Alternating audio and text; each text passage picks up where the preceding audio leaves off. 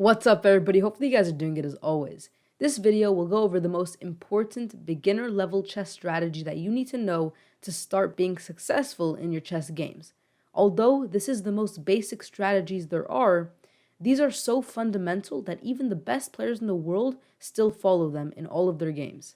Let's begin. Possibly the most important chess strategy is to control the center, which is d4, e4, d5, or e5.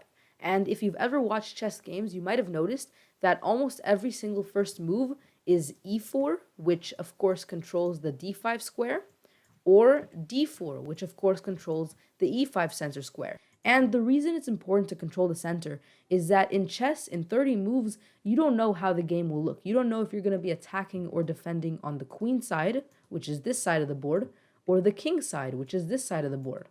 And because of the fact that you don't know if you're going to be attacking on the left side or the right side of the board, you don't know if you want your pieces on the queen side or the king side. Let's say you decide that you want to start with b4, and you start by putting all of your pieces. Your knight goes there, you put your queen, your bishops, all of your pieces, you put them on this side of the board. And then later in the game, you realize that your opponent is maybe attacking on this side of the board, and maybe your opponent's king is right here, so you need to attack on this other side of the board. Well, that's a huge issue because it's going to take a lot of time for you to move all of your pieces to the other side of the board. Whereas if you start by controlling the center, such as a move like e4, and then later also again control the center, then it's going to be a lot more flexible and it's going to be easier to move your pieces and attack on both sides of the board. Another important principle that also kind of ties in with this one is developing your pieces. If you look, most of your pieces, other than your knight, and by the way, when I say pieces, I don't mean pawns.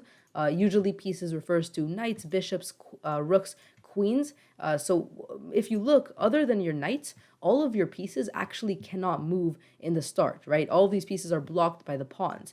And therefore, it's incredibly important that you develop them and put them on very good squares so later in the game they could actually be used. And I have a good demonstration to show you what happens if you forget this very important strategy. So let's say you don't develop your pieces, and I'll do this by just moving my knight back and forth. So if I just move my knight back and forth, what ends up happening, as you're soon going to see, is that your opponent develops all their pieces. So notice that your opponent developed their bishops, their knights, they're soon going to develop their queen and rooks, and because of how they're developing all their pieces, they end up having a wonderful position and you don't. And what does this mean? Well, it means that they can very quickly start to attack and you're just going to start crumbling. In fact, here, black is clearly winning.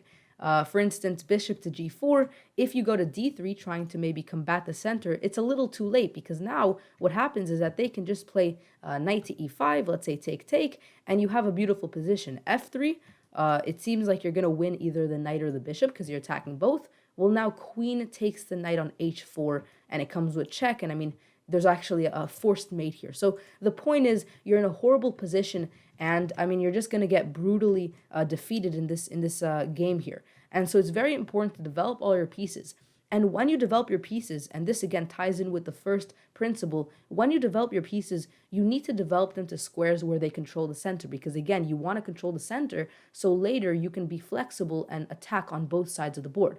So for example, if you start with e4, they play e5, where should the knight go? It doesn't go to h6 because you're committing it to the king side of the board. And so later, if you attack on the queen side, this knight is completely out of the attack. Whereas if it goes to knight to f3, then now it's a lot more easy to maybe move it to the other side of the board.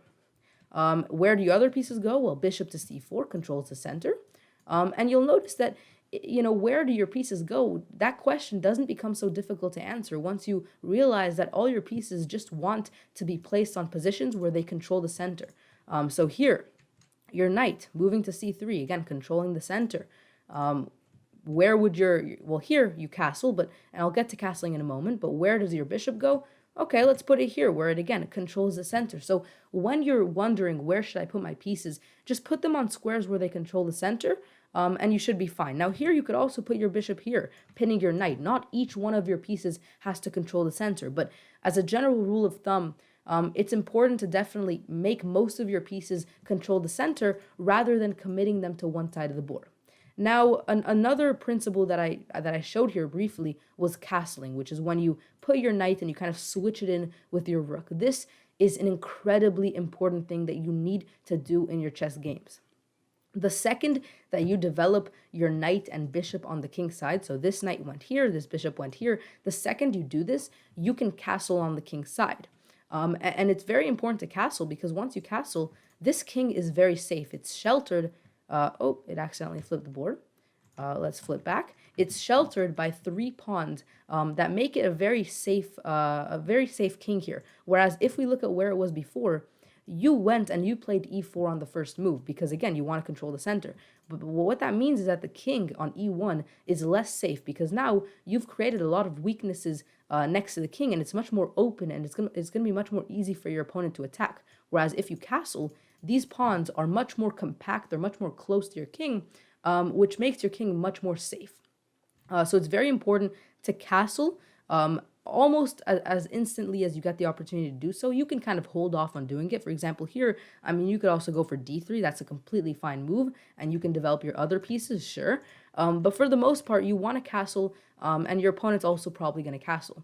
So these are the basic principles that I want to share in the start. Another very important rule that I'll actually share right now, and I'm going to flip the board for this, is not to get out your queen too early. A lot of people get very excited. Their queen is the most, important and the most, or other than the king, it's the most valuable piece. It's a very, it's a very powerful piece. That's the word that I was looking for. It can control a lot of territory. It's actually the most powerful piece you have. So a lot of people, they use that information to decide that they want to get their queen out immediately. This is a horrible mistake. And I'll actually show an example of this. E4, there's a Scandinavian defense, which is d5.